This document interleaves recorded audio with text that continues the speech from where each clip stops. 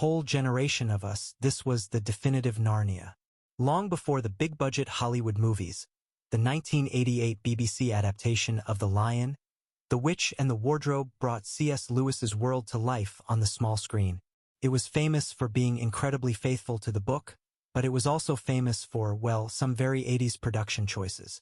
So, more than 30 years later, does that famous faithfulness still hold up? Does its low-budget charm still feel magical? Or has it just become a dated relic? Let's start with what the 1988 series absolutely nails: its loyalty to the source material. More than any other adaptation, this version feels like you're watching the book unfold, page by page. The BBC production, directed by Marilyn Fox, put C.S. Lewis's story and dialogue above everything else. While it's not a literal word-for-word copy, the script sticks incredibly close to the text, preserving the novel's sincere and respectful tone. This isn't an adaptation trying to reinvent the wheel. It's trying to perfectly recreate the wheel that C.S. Lewis already built. For fans of the book, that is its greatest strength. This faithfulness creates a specific kind of charm, a sweet enchantment that bigger, flashier productions can sometimes steamroll.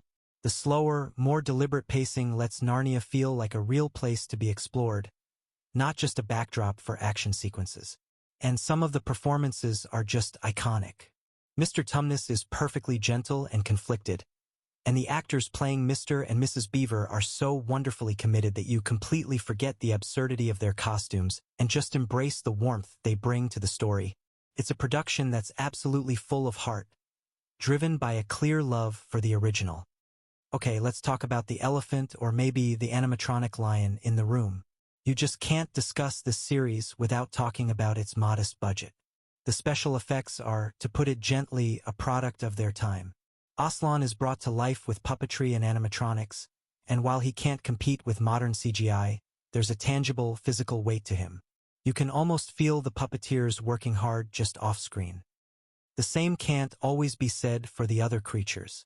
The battle scenes have a certain theatrical flair, mixed with costumed creatures that look like they belong in a local stage play. And of course, there are the beavers. They are people in suits, and it's every bit as strange and wonderful as it sounds. The overall effect is an awkward, sometimes jarring, mix of live action, costumes, and even some hand-drawn animation. But this is where the debate really starts. Are these elements just laughably bad? Or are they a huge part of the low-budget charm that makes this version so beloved? What did you think of the effects back then versus now? Let me know in the comments below. And let me just stress this, I love this classic, the art, the costumed creatures, and everything. Comparing the 1988 series to the 2005 Hollywood blockbuster feels a little unfair, the BBC version so special. For my money, Barbara Kellerman's White Witch from the BBC version is way more terrifying than her Hollywood counterpart. Kellerman is theatrical, unhinged, and feels utterly alien. A true storybook villain brought to life, not just a cold queen. While Tilda Swinton's performance was icy and menacing, Kellerman brought an operatic ferocity that is genuinely unsettling. The BBC version, in its simplicity, stays closer to the intimate, story-driven feel of the book. It doesn't add action for the sake of action. It just tells the story as it was written. One is a visual feast. The other is a story being read to you. So, does the magic of the 1988 BBC adaptation still work? The answer is a resounding, if complicated, yes. Look, it's definitely a product of its time. The acting can be a bit theatrical, the pacing is slow, and the special effects are a nostalgic time capsule. But its biggest perceived weakness, its low budget, is directly tied to its greatest strength: its faithfulness. Because the production couldn't rely on spectacle, it had to rely on the sheer power of C.S. Lewis's story. The result is an adaptation that's charming, sincere, and has a unique magic all its own. It's not the epic Narnia of the 21st century. It's a cozier, quieter Narnia. It's a version that asks you to use your imagination, and in doing so, it captures the heart of the book in a way that all the CGI in the world just can't replicate. It's not just a relic, it's a treasure.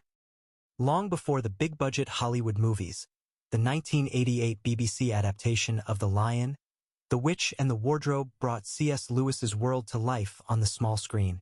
It was famous for being incredibly faithful to the book, and that's how a whole generation of us fell in love with Narnia. Thanks for watching.